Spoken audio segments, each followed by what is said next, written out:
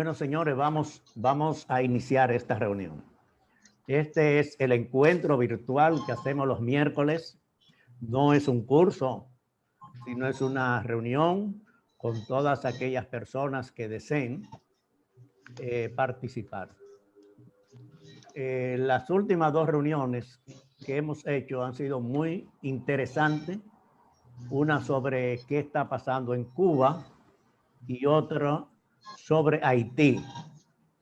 Las dos han sido muy provechosas y no es para hablar de la historia de esos países, porque nos llevaría mucho tiempo, sino más bien dar una idea general para que las personas tengan algunos datos de lo que tratamos y después ver lo que está pasando ahora. El tema de esta noche es sobre Venezuela. Venezuela está situada en América del Sur o Suramérica, pero está bañado por el Mar Caribe, quiere decir que es una parte del Caribe. Tiene 916 kilómetros cuadrados. Para que usted tenga una comparación, nosotros tenemos 48, ellos tienen 916 y tienen 28 millones de habitantes. Nosotros andamos por los 10. Quiere decir que es mucho más grande que nosotros. La capital es Caracas, muchos lo conocemos. Venezuela fue colonizada por España en 1522. Y su independencia, que naturalmente fue Simón Bolívar que la realizó, se inició en 1801 y en 1821 se creó como Departamento Federal de la Gran Colombia. La Gran Colombia era Venezuela, Colombia y otros países más, que era lo que se llamaba la Gran Colonia. Se hizo independiente ya como Venezuela en 1830. Y su personaje más importante, no solamente de Venezuela, sino de América Latina, es el gran libertador Simón Bolívar. En la época actual, para tener algunos datos, Venezuela vivió muchos años con la dictadura de Pérez Jiménez y fue derrocado en 1958. Y surgió un personaje que muchos de ustedes lo habrán oído mencionar, Rómulo Betancourt, socialista. Cuando derrocaron al gobierno de Pérez Jiménez, se firmó lo que se llamó el Pacto de Punto Fijo. Ese pacto de punto fijo era para establecer o restablecer la democracia en Venezuela y fue firmado por varios movimientos y partidos políticos encabezados por Acción Democrática, que era un partido o es un partido de Venezuela, y COPEI, que eran los social cristianos.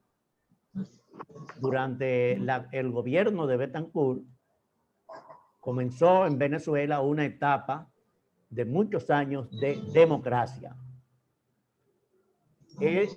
Quiere decir que Venezuela, después de la dictadura de Pérez Jiménez, vivió un tiempo de democracia en la cual se alternaron en el poder Acción Democrática y COPEI, quiere decir socialistas y social cristiano. Ahí estaba Rafael Caldera, Luis Herrera Campín y otros más que fueron presidentes de Venezuela, social cristiano, y Rómulo Betancourt y otros más que fueron socialistas, presidentes de Venezuela. Trujillo hizo un atentado al presidente Rómulo Betancourt, que fue conocido en todo el mundo. Y eso trajo que Venezuela fuera, hasta antes de eso, un país antitrujillista por el atentado que hizo Trujillo contra su presidente.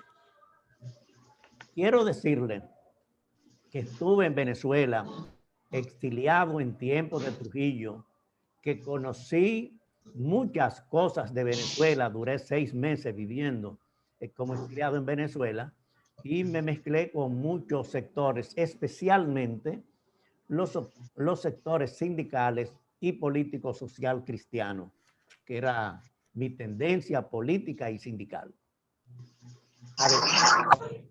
Aquí está participando en esta reunión Darío Marte y José Miguel Espín.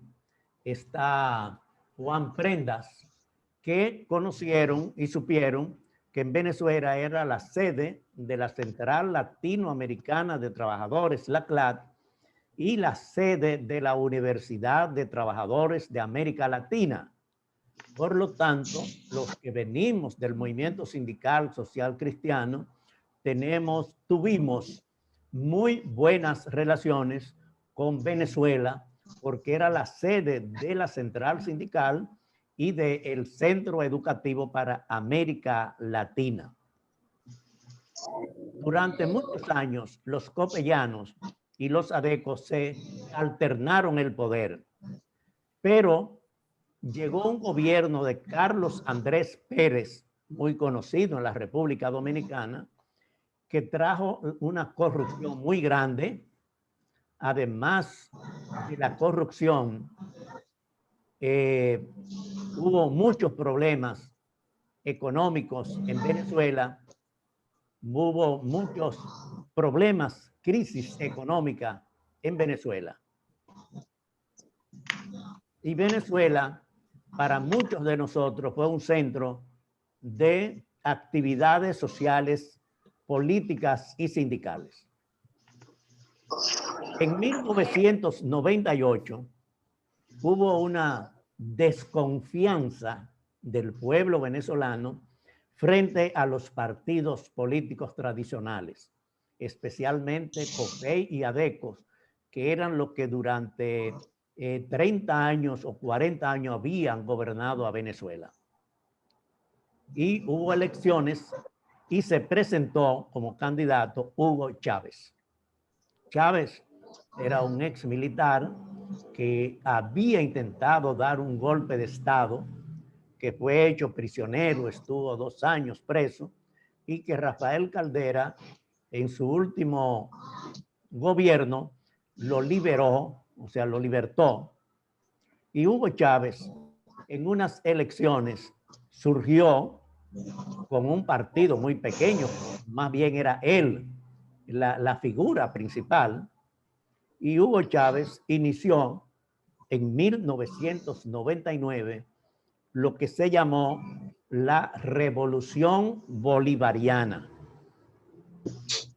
Ese cambio de poder de los dos partidos tradicionales que durante casi 40 años habían gobernado a Venezuela trajo un cambio radical. Se hizo una nueva constitución y pasó a llamarse República Bolivariana de Venezuela. Estos son datos hasta la llegada de Hugo Chávez.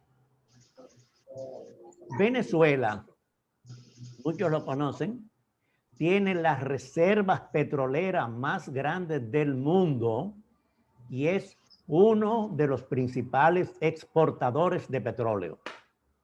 Quiere decir, la riqueza fundamental de Venezuela está en el petróleo. En el lago de Maracaibo se sacan diariamente 2 millones de barriles de petróleo. Naturalmente, eso hay que procesarlo, eso hay que convertirlo, porque eso es crudo, pero es uno de los países más ricos del mundo de su naturaleza, que es el petróleo. El gobierno de Hugo Chávez cambió el rumbo político de Venezuela y se implantó una ideología antiimperialista y una confrontación con los Estados Unidos. Algunos de ustedes lo conocen, pero es bueno decirlo. Nicolás Maduro era un ex sindicalista del transporte de guagua que fue a Cuba a estudiar por 2 años, estudiar comunismo, y él fue el que relacionó a Hugo Chávez con Fidel Castro. Y Hugo Chávez lanzó una idea que se debatió mucho en América Latina, que era el socialismo del siglo XXI. Quiere decir, Chávez asumió como su idea política el socialismo del siglo XXI. Y él practicó una solidaridad muy grande con otros países. Quiere decir, no fue una persona que se dedicó solo a los trabajos de Venezuela, sino que también se dedicó a dar solidaridad a otros países. Él dio mucha ayuda económica, tanto de dinero como de petróleo. Nosotros en la República Dominicana nos beneficiamos mucho con el proyecto de Chávez que se llamó Petrocaribe. Y Petrocaribe era un sistema en el cual el petróleo de Venezuela entonces llegaba a los países del Caribe a precios muy bajos y una forma de pagar muy módica. Quiere decir que Chávez hizo muchas ayudas a países de América Latina, especialmente del Caribe. Y él hizo una reducción de la pobreza en Venezuela, pero al mismo tiempo se creó una crisis económica. Quiere decir, Chávez fue un hombre que para el exterior era una maravilla, pero se olvidó mucho del interior, de su país, de los pobres. Y Venezuela, de ser un país, uno de los principales exportadores de petróleo, con la mayor reserva, pasó a ser un país deudor. Y además de eso, recibió la presión de los Estados Unidos. O sea, la postura de Chávez frente a los Estados Unidos era visible. Quizás muchos de ustedes recuerdan que él fue a las Naciones Unidas, donde estaban todos los países del mundo, como es ahora la Olimpiada, pero aquella, digamos, era una Olimpiada política. Y él escupió donde había estado Bush y dijo que ahí había estado el diablo. Y son cosas que usted lo puede pensar, pero usted decirlo delante de todo el mundo es una cosa muy difícil. Quiere decir, su posición anti-norteamericana fue muy notoria. Y Chávez creó lo que se llama el ALBA. El ALBA es la Alianza Bolivariana para los pueblos de nuestra América. Es un grupo de países políticos. En eso está Cuba, está Nicaragua, está Bolivia, estuvo ante Ecuador, es pequeño y reúne a los países de América que tienen las ideas marxistas o comunistas. Ahora bien, los aliados de Chávez recibieron muy buena protección económica y política y especialmente en petróleo. Pero internamente hubieron muchas violaciones a los derechos humanos. Eso, reunido con la deuda económica, trajo una crisis. La revolución bolivariana, que es con el ideario de Simón Bolívar, comenzó bien, pero después por medio se creó una crisis interna muy grande. En 1998 se hicieron elecciones generales en Venezuela para elegir una Asamblea Nacional Constituyente que la creó, la convocó Hugo Chávez. El 95, esa asamblea votó el 95%. Ahora bien, la oposición ganó todos los cargos. ganó las principales posiciones en esa asamblea y sacó una cantidad enorme de diputados. La Asamblea Nacional Constituyente, entonces, era para crear leyes, pero era dirigida por la oposición. En 1902, en el 2002, se hizo un golpe contra Chávez y se dijo que él había renunciado, lo detuvieron, pero en pocas horas fue libertado. Y Chávez volvió a tomar el poder y naturalmente castigó a todos aquellos que intentaron reemplazarlo en el poder. Chávez se unió o estaba unido a gobiernos comunistas de América Latina y creó una televisión internacional, quiere decir que pagaba por Chávez una cadena de televisión que es la única que hay. Existe CNN, pero todos sabemos que CNN es de los Estados Unidos y es la voz de los Estados Unidos, pero esto es una cadena de televisión latinoamericana. Y cerró, o sea, abierto internacionalmente, creó eso, pero internamente cerró varios canales de televisión y de periódicos venezolanos. Y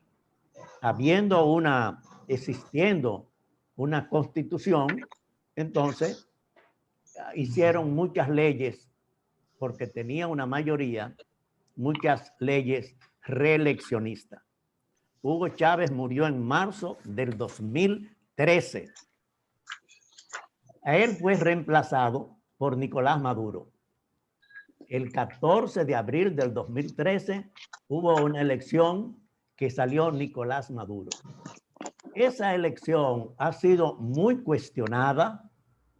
Él, según los datos, o sea, la Junta Central Electoral, que nosotros llamamos aquí así, era totalmente del gobierno y dieron como resultado que Nicolás Maduro había sacado 50.6 y Capriles, que era el de la oposición, 49.4.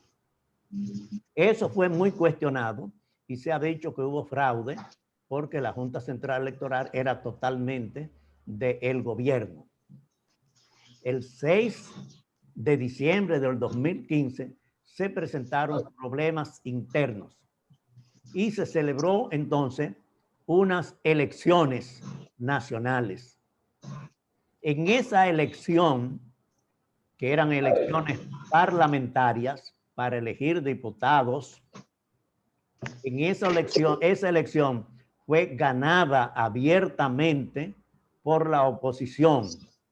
La Mesa de Unidad Democrática sacó el 56% y de 167 diputados, la oposición sacó 112 diputados. Ahora, ese es el poder legislativo. El poder ejecutivo, quiere decir el gobierno de Maduro, entonces todo lo que hacía la Cámara, digamos, de Diputados, ellos la declaraban inconstitucionales. Y el Tribunal Supremo de Justicia, oficialista, todos miembros del gobierno, entonces todo lo que hacía la asamblea, que fue electa en una asamblea, lo declaraba inconstitucional. En 1 de agosto del 2016, el Tribunal Supremo de Justicia declaró nula todas las leyes que había aprobado la Asamblea Constitutiva y asumió el papel legislativo. Quiere decir, como si aquí dijéramos que la Junta Central Electoral toma el poder del Congreso Nacional. Y entonces asumió el presupuesto, asumió todo lo que hacía el Estado. Y asumió entonces el papel de la Asamblea, el Tribunal Supremo de Justicia. Entonces, En Venezuela no hay separación de poderes. El poder ejecutivo manda, ordena a el poder legislativo y al poder judicial. La Organización de Estado Americano sancionó las acciones del gobierno. Después apareció la figura de Guaidó. Parece un nombre cibaeño, Guaidó, quien asumió la presidencia interna de Venezuela.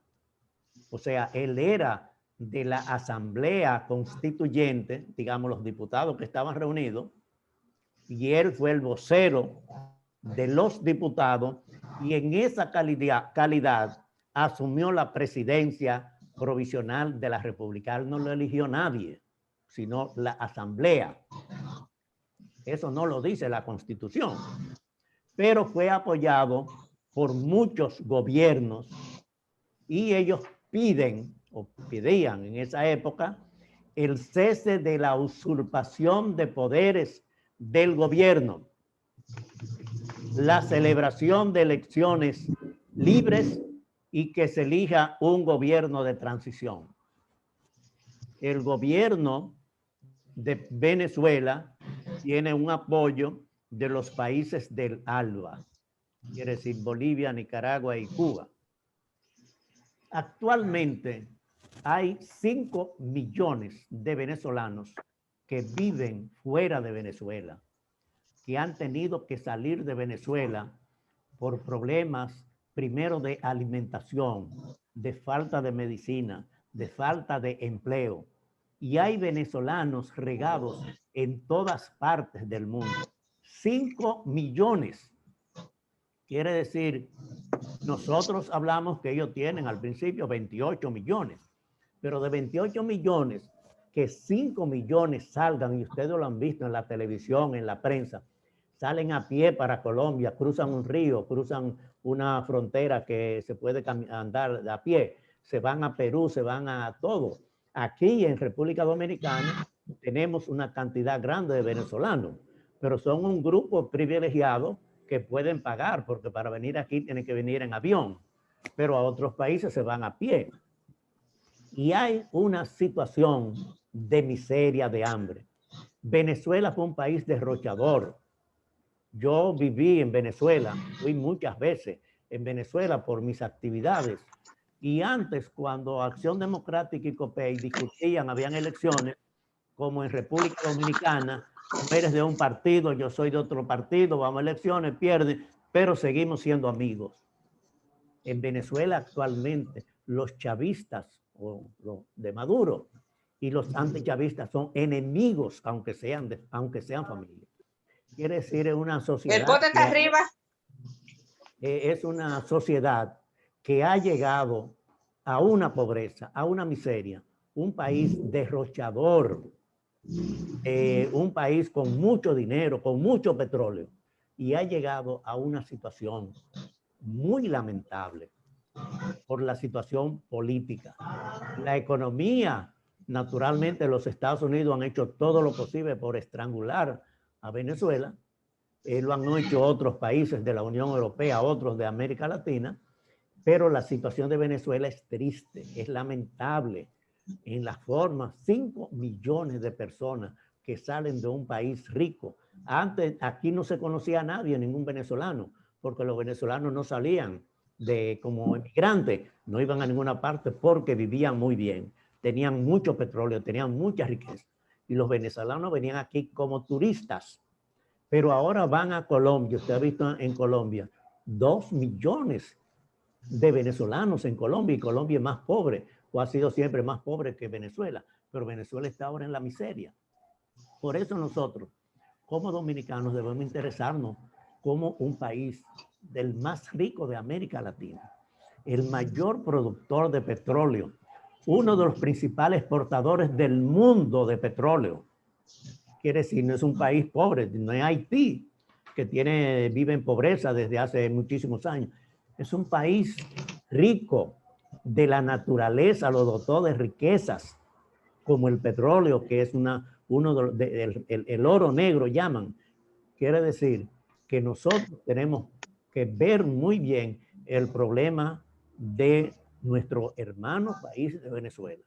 Y nosotros debemos aportar todo lo que sea posible porque ese país vuelva a la normalidad, que puedan hacer elecciones libres, que puedan tener gobierno democrático, que la gente pueda vivir en su país y que pueda desarrollarse como siempre lo fue. Nosotros los dominicanos estamos muy agradecidos de los venezolanos. Quiero contarle una anécdota. Mujeres dominicanas iban a Venezuela a trabajar como sirvientas, digamos, trabajo doméstico. Y cualquier trabajadora dominicana que trabajaba en Venezuela podía enviar a su familia aquí por lo menos $100 mensuales. Quiere decir que tenían dinero suficiente para mandar a su familia. Y lo menos que mandaba era $100. Y yo le puedo decir eso porque estuve en reuniones y teníamos un grupo de mujeres dominicanas que vivían, no exiliadas, sino que trabajaban en Venezuela legalmente, y esa era la situación. Y hoy aquí los venezolanos y las venezolanas dan pena como andan vendiendo por la calle caramelos, dulces, vendiendo arepa, vendiendo cuestiones de eso. Y están en una miseria que da pena como un país rico, un país de tradición democrática, ha llegado a esta situación. Con eso termino mi exposición de orientación sobre el caso de Venezuela. Las personas que quieran hacer uso de la palabra solamente tienen que presentarse y hacer uso de la palabra. ¿Quién quiere hablar? José, soy Darío Marte. Adelante, Darío. Yo estoy escuchando y pensando en aquellos tiempos de los años 70, 80, cuando nosotros fuimos por ahí por el 72, 73 a Venezuela, cuando el Bolívar estaba a 4.20. Y la situación era bastante buena, porque incluso cuando yo regresé al país conocí amigos que ellos rentaban aviones para llevarlos llenos de carpinteros y personas que quisieran trabajar en Venezuela. Pero ahora la situación ha cambiado al 500, 1000%, porque ahora nadie se atreve a salir de Santo Domingo del país para Venezuela. Yo analizando de que yo estoy aquí en los Estados Unidos y hubo una época que Hugo Chávez enviaba a una parte del Bronx y otros pueblos más que eran económicamente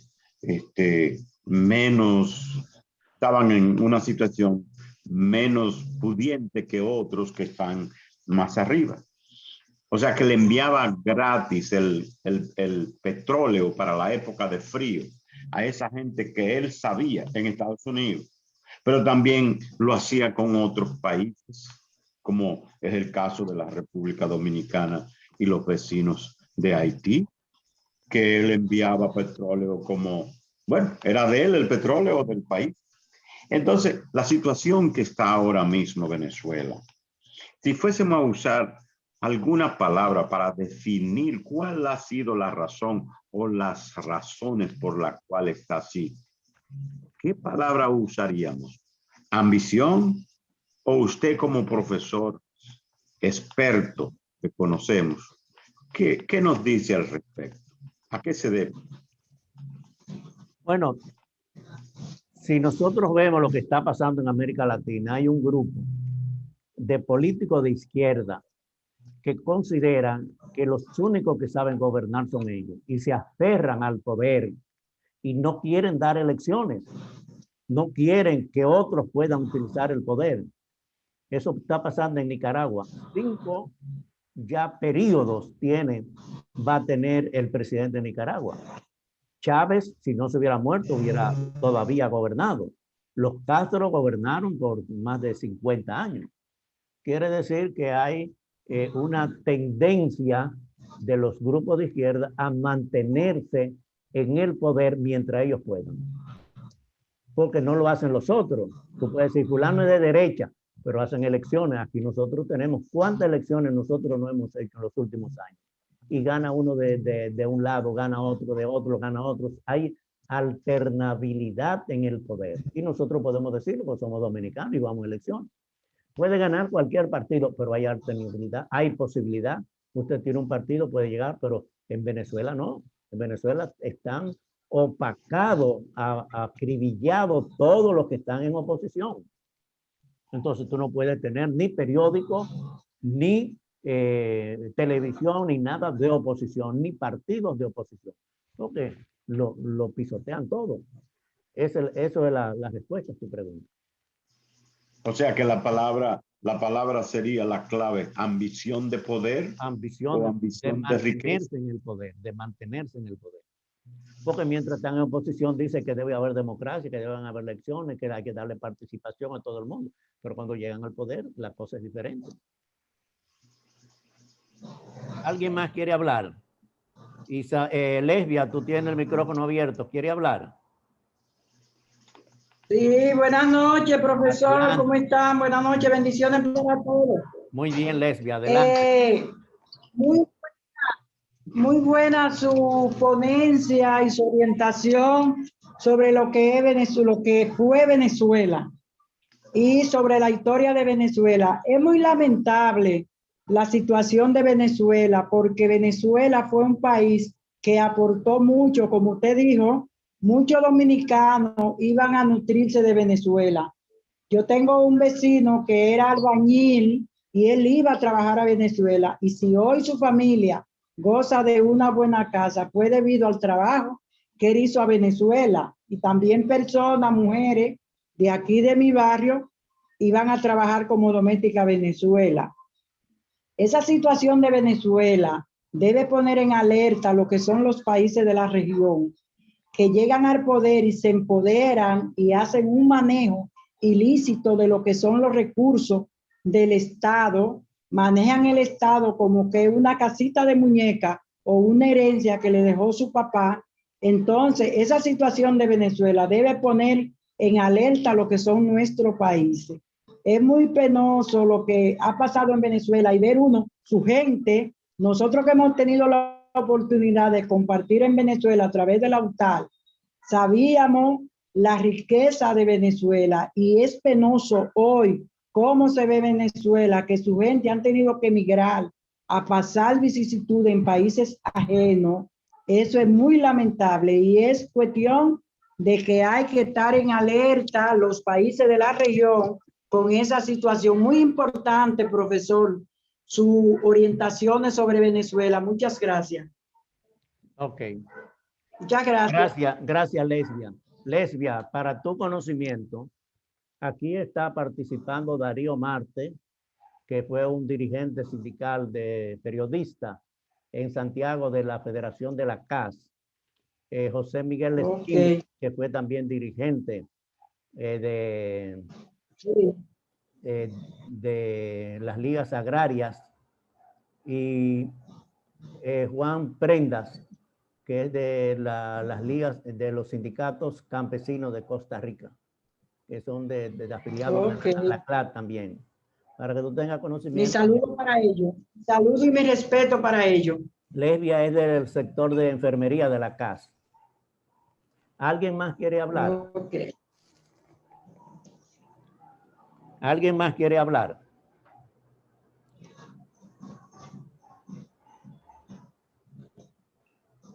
Marcial Romero, ¿quiere hablar? Quiero escuchar esta vez, aunque yo también pasé por Venezuela por los años 82 y mi experiencia fue muy diferente.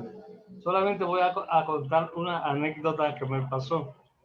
Como aquí siempre hemos estado locos con el dólar y para conseguir un dólar era una cosa muy grande. Cuando yo llegué allá, llegué de noche. Fui a un supermercado y quise pagar con dólares después que yo tenía toda la compra hecha de lo que iba a comer. Y no quisieron recibir un centavo en dólares. Hablé con el supervisor y me dijo, es que no aceptamos dólares, señor. y tuve que devolverme sin nada en la mano.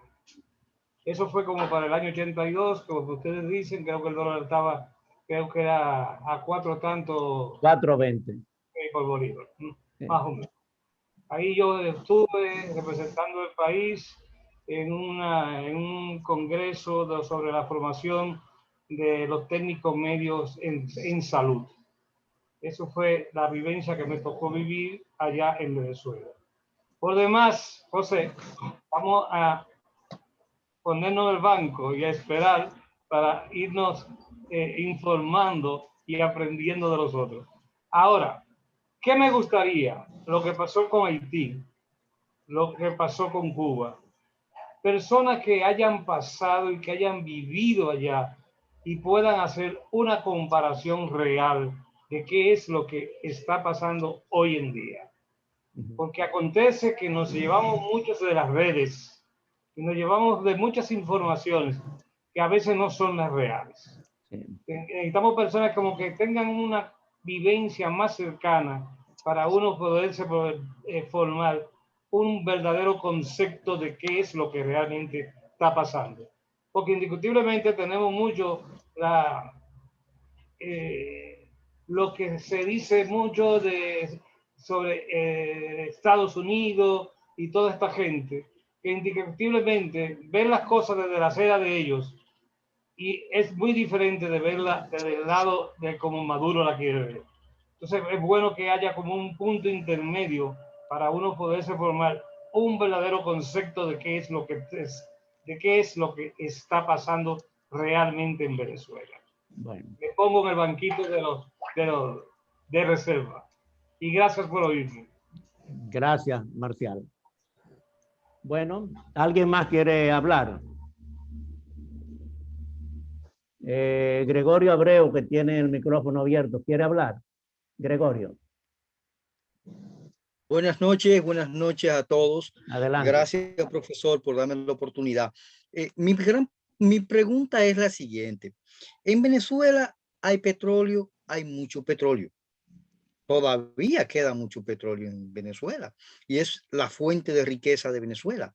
Pero la gran pregunta es, ¿qué es lo que está pasando con esa riqueza?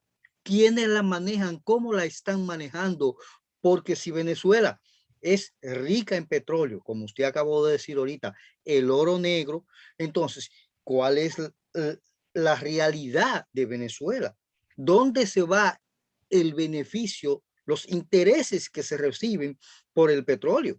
Porque aquí cuando Chávez se hizo un intercambio con Petrocaribe, si no mal recuerdo que era que se llamaba, sí. y se hizo el intercambio de petróleo por granos, por habichuelas y esas cosas. Eso fue lo que yo entendí o lo que dice la prensa que se hizo en ese caso. No sé cómo pagó la República Dominicana, si todavía debe, si ha pagado, si no. Pero ¿dónde está la riqueza? ¿Dónde está el petróleo de Venezuela? ¿Quién lo maneja? ¿Cómo es que se está desarrollando esa empresa? Porque si es tal la pobreza que vive Venezuela, que la conocemos todos, debe haber una explicación.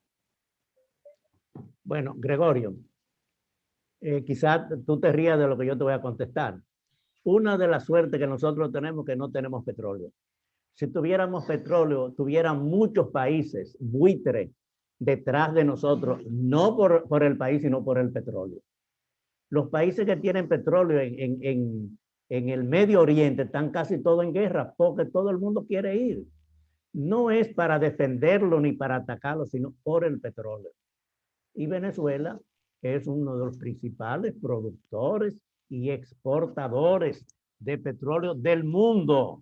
2 millones de barriles diarios sacan del lago de Maracaibo. 2 millones de barriles de petróleo diarios. Quiere decir que es una riqueza muy grande. Entonces hay muchos poderes detrás de los países que tienen petróleo. Por suerte nadie anda en nosotros porque tenga petróleo. Pero eso es en todos los países que tienen petróleo, tienen el mismo problema. Hay otros que son los países más desarrollados en el mundo en los últimos años, que son países productores de petróleo que tienen otra actividad. Pero el que tiene petróleo y se mete a enfrentar al capitalismo tiene muchos problemas, tiene muchos problemas. Bueno, ¿alguien más quiere hacer uso de la palabra? Gracias, Gregorio, por tu intervención. ¿Alguien más quiere hacer uso de la palabra? Bueno, si no hay, entonces quiero darle... Don José, Sí, adelante. primero disculpas porque me sacó del sistema y me tuve que ver cómo me volvió a conectar y me he perdido parte de la intervención del compañero que intervino antes. Adelante, Juan Prenda, de Costa Rica. Adelante. Bueno, muchísimas gracias, don José, por volverme a llevar a ese Venezuela que conocí en aquellos tiempos del 96. De verdad que lamento mucho lo que ha pasado últimamente en Venezuela. Primero que nada, es muy poco lo que conocemos de Venezuela porque las informaciones no llegan, no hay información de Venezuela. Pero sí quisiera recordar cuando estuve precisamente en Venezuela y me vine el día antes de que fueron las elecciones donde quedó electo Hugo Chávez. Me recuerdo que en ese momento la Federación de Educadores de Venezuela estaban totalmente inclinados con Hugo Chávez y decían que si un perro les ponían de candidato, por él votaban. Y hago esta reflexión porque de verdad cuando nuestros países empiezan a entrar en crisis y en crisis el pueblo termina reventando y buscando una opción como para desahogarse y no tiene capacidad para reflexionar de quién es el que lo va a conducir y se dan este tipo de situaciones. Cuando al compañero antes que comentaba sobre qué es lo que pasa, bueno, pareciera que en estos ejercicios como que ese nuevo presidente que llega se siente como que a él le entregaron el país y ahora el país es de él y va a hacer lo que le da la gana con el país. Y entonces se olvidan que lo nombraron como un gobierno para gobernar a ese país y llevarlo a un bien común, a mejores condiciones de vida. Y se obtienen por desarticular todas las leyes, imponer nuevas leyes y apoderarse de la nación. Esto es una política que podemos ver lo que ha pasado en Cuba, lo que está pasando también en Nicaragua, país muy vecino nuestro, y que de verdad uno lamenta. Si bien es cierto, uno no quiere lo que está pasando con la política liberal que nos viene acorralando y nos trae acorralando, pero siguen estando los espacios abiertos de democracia para ir a las urnas y volver a cambiar de gobierno y tener un nuevo gobierno. Yo creo que estos espacios son muy buenos para reflexionar porque estamos en un proceso de deterioro en nuestros países y lo que hace la gente es opinar lo que le dice la televisión que no nos dice la verdad de lo que está pasando. Entonces, José, felicitarlo por la charla tan magistral que nos ha dado y decirle a todos que yo lamento mucho lo que está pasando en Venezuela porque de verdad la aprendí a querer mucho, fui varias veces a formarme allá en la UTAL y me duele mucho lo que está pasando en Venezuela. Tengo buenos amigos. Muchas gracias. Gracias, Juan Prendas. ¿Alguien más quiere hacer uso de la palabra? Bueno, si nadie más quiere hacer, quiero darle algunas informaciones. Nosotros el próximo domingo le vamos a enviar a ustedes el podcast. Me imagino que el domingo lo recibieron, que lo hacemos todos los domingos. Recordarle que el lunes 9 iniciamos un curso sobre las ideas políticas.